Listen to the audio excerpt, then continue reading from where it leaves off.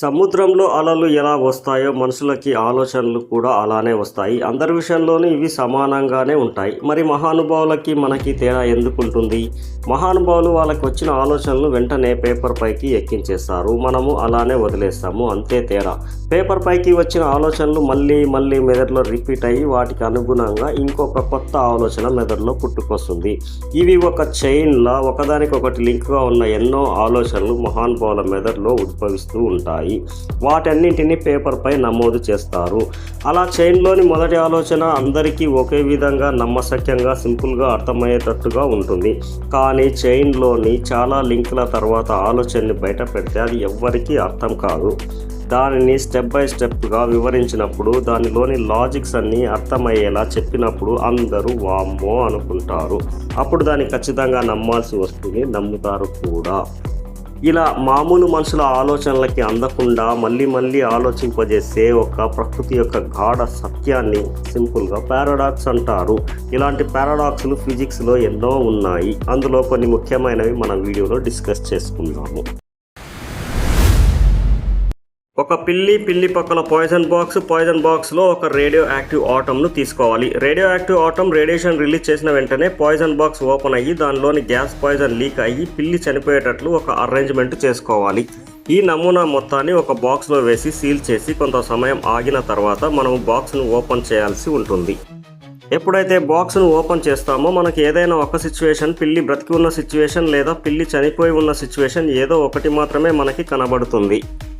అది ఎలాగంటే ఆటం రేడియేషన్ను రిలీజ్ చేసినప్పుడు పాయిజన్ లీక్ అయ్యి పిల్లి చనిపోవడం, లేదా ఆటం రేడియేషన్ రిలీజ్ చేయనప్పుడు పిల్లి సేఫ్గా బ్రతికి ఉండడము. ఇందులో ఏదో ఒకటి మాత్రమే మనకు కనబడుతుంది. కానీ అసలు విషయం ఏమిటంటే బాక్స్ ఓపెన్ చేయకముందు ఏం జరిగిందనేది మనకి కావాలి. బాక్స్ ఓపెన్ చేయకముందు ఎట్ ఏ టైం 2 సిచ్యువేషన్లు బాక్స్లో కొనసాగుతూ ఉంటాయి. ఒకటి ఆటం రేడియేషన్ రిలీజ్ చేయడం వల్ల పిల్లి చనిపోయే సిచ్యువేషన్, 2 ఆటం రేడియేషన్ రిలీజ్ చేయకపోవడం వల్ల పిల్లి బ్రతికి ఉండే సిచ్యువేషన్లు. 2 ఎట్ ఏ టైం జరుగుతూ ఉంటాయి. ఎప్పుడైతే మనం బాక్స్ ఓపెన్ చేస్తామో వెంటనే వేవ్ ఫంక్షన్ కొలాప్స్ జరిగి పిల్లి చనిపోయి ఉండడము లేదా పిల్లి బ్రతికి ఉండడము ఒక సిచ్యువేషన్ మాత్రమే మనకు చూపిస్తుంది. దీనినే స్క్రోడింగర్ క్యాట్ పారాడాక్స్ అంటారు. ఇక్కడ ఈ ప్రయోగంలో మెయిన్ రోల్ నిర్వహించేవి ఆటమ్స్ కదా. కానీ ఆటమ్స్కి సూపర్ పొజిషన్ అనే స్పెషల్ క్యారెక్టర్ ఉంటుంది. సూపర్ పొజిషన్ అంటే ఎట్ ఏ టైం ఒక ఆటం 2 ప్లేస్లలో ఉంటుంది. యంగ్ డబుల్ స్లిట్ ఎక్స్పెరిమెంట్లో 2 స్లిట్ల గుండా ఆటంను పంపినప్పుడు వేవ్ ప్యాటర్న్లో ఆటం 2 స్లిట్లలో ఒకేసారి ఎంటర్ అవుతుంది. కానీ మనం దాన్ని పర్టికులర్గా చూసినప్పుడు వేవ్ ప్యాటర్న్ కొలాప్స్ జరిగి ఒకటే స్లిట్ గుండా ఎంటర్ అవుతుంది. దీనిని పార్టికల్ ప్యాటర్న్ అంటాము. సేమ్ ఇలాగే బాక్స్లో కూడా జరుగుతుంది. కాబట్టి అక్కడ పిల్లి కూడా సూపర్ పొజిషన్ స్టేట్లో ఉంటుంది. ఆటంలకు గల ఈ సూపర్ పొజిషన్ అనేది నిజము మరియు నిరూపితమైంది. అంతేకాదు ఇప్పుడు సక్సెస్ఫుల్గా దీన్ని క్వాంటం కంప్యూటర్లలో వాడుతున్నారు. దీన్ని బట్టి మనం చూడనంత వరకు ఈ విశ్వం యొక్క స్థితిగతులు ఎలా ఉంటాయో ఎవరు చెప్పలేరు. మనం చూసినప్పుడు వేవ్ ఫంక్షన్ కొలాప్స్ జరిగి ఒక స్థితిని మాత్రమే చూపిస్తుంది. అందుకే మనం చూసేదంతా మాయా ప్రపంచం. పార్టికల్ నేచర్ ఎప్పుడు సింపుల్గా గణితానికి అందే విధంగా ఉంటుంది. కానీ వేవ్ నేచర్ గణితానికి ఒక ఛాలెంజింగ్గా, ఊహలకు అందకుండా అద్భుతంగా ఉంటుంది. కాబట్టి ఈ అద్భుత ప్రపంచాన్ని మనం ఎన్నటికీ చూడలేము. నీవు ఒక టైం మెషిన్ని తయారు చేసి కాలంలోకి వెనక్కి వెళ్ళి మీ తాతను కలిశావు. అతనికి ఇంకా పెళ్లి కాలేదు. ఒకవేళ సడన్గా నువ్వు మీ తాతను చంపితే అప్పుడు మీ నాన్న ఎలా పుడతాడు? తర్వాత నువ్వు ఎలా పుడతావు? నీ పుట్టుక అసంభవం అవుతుంది కదా. అప్పుడు నువ్వు ఎలా టైం ట్రావెల్ చేస్తావు? దీనినే గ్రాండ్ ఫాదర్ పారాడాక్స్ అంటారు. దీనివల్ల టైం ట్రావెల్ సాధ్యమా అనే ఒక క్వశ్చన్ మనకు ఎదురవుతుంది. కానీ టైం ట్రావెల్ సాధ్యమే. ఫ్యూచర్ టైం ట్రావెల్ను ఆల్రెడీ సైంటిస్టులు ప్రూవ్ కూడా చేశారు. అది ఎలాగంటే ఆస్ట్రోనాట్లు స్పేస్లోకి వెళ్ళినప్పుడు అక్కడ స్పేస్ టైం అనేది బెండ్ అయి ఉండదు. కానీ మన భూమి దగ్గర దాని బరువుకున్న కారణంగా స్పేస్ టైం బెండ్ అయి ఉంటుంది. దానివల్ల మన భూమి మీద టైం కొద్దిగా స్లోగా నడుస్తుంది. కానీ స్పేస్లో టైం మనకంటే కొద్దిగా ఫాస్ట్గా నడుస్తుంది. కాబట్టి ఆస్ట్రోనాట్లు స్పేస్లోకి ఎంటర్ అయినప్పుడు అక్కడ ఉన్న టైం లైన్ మనకంటే చాలా అడ్వాన్స్ టైం అవుతుంది. కాబట్టి సైంటిస్టులు ఫ్యూచర్లోకి ఎంటర్ అయినట్టే. కాబట్టి ఫ్యూచర్ టైం ట్రావెల్ సాధ్యమే. పాస్ట్ టైం ట్రావెల్ ప్రూవ్ కాలేదు. కానీ ప్రూవ్ కానంత మాత్రాన అసాధ్యమని కాదు. ఒకవేళ పాస్ట్ టైం ట్రావెల్ అసాధ్యమైతే space time warping, black holes, worm holes, white holes ఇవన్నీ ఊహలే అవుతాయి కదా. కానీ సైంటిస్టులు స్పేస్ టైం వార్పింగ్ని ఆల్రెడీ ప్రూవ్ చేశారు. ఎన్నో బ్లాక్ హోల్ల చిత్రాలను రిలీజ్ చేశారు. అంతేకాదు టైనీ వర్మ్ హోల్స్ని ల్యాబ్లో సృష్టించారు.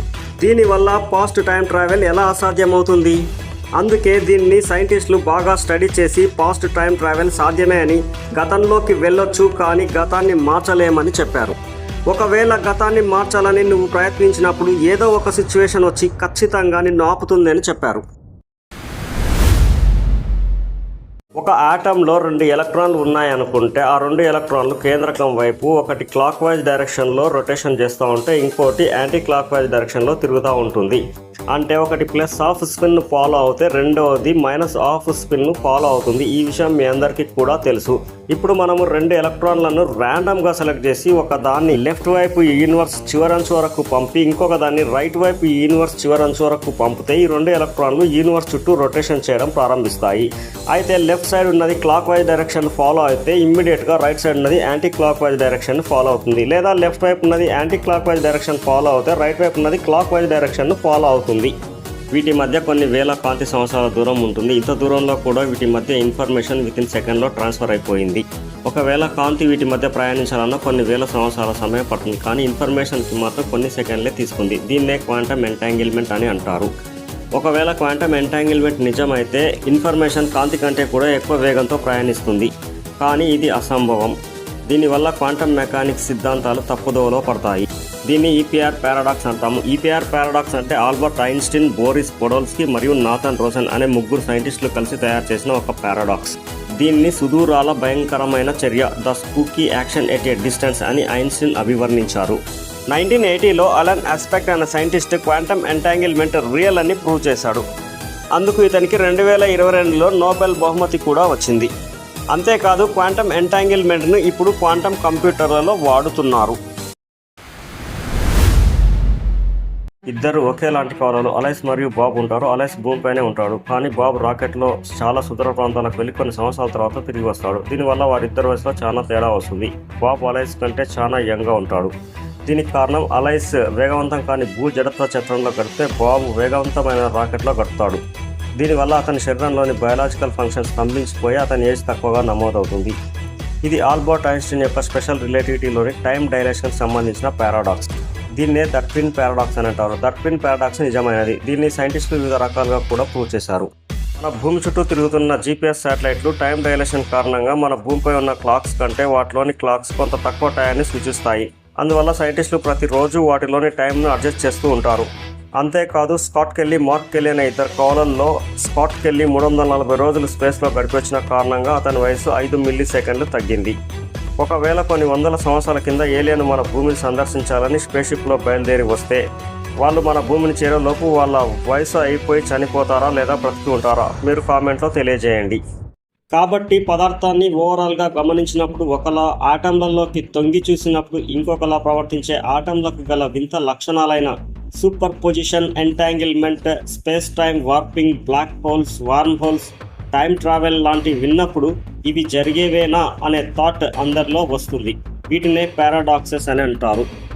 ఇలా ఐన్స్టీన్ ఆలోచనలు, ష్రోడింగర్ ఈక్వేషన్లు, న్యూటన్ థియరీలు, ఫిజిక్స్లోని బేసిక్ ప్రిన్సిపల్స్, ప్రకృతిలో జరిగే వింతలు, ఆకాశంలో జరిగే అద్భుతాలు, ఇలా ఒకటేమిటి మన ఫిజిక్స్ ఛానల్లో డీప్ సబ్జెక్ట్కి సంబంధించిన క్లిష్టమైన అంశాలన్నీ సరళతరం చేసి ఎవరికైనా సరే సింపుల్గా అర్థమయ్యేట్టుగా షార్ట్స్, వీడియోస్ వస్తూనే ఉంటాయి. కాబట్టి మన ఛానల్ని సబ్స్క్రైబ్ చేసుకొని చూడండి. Thank you.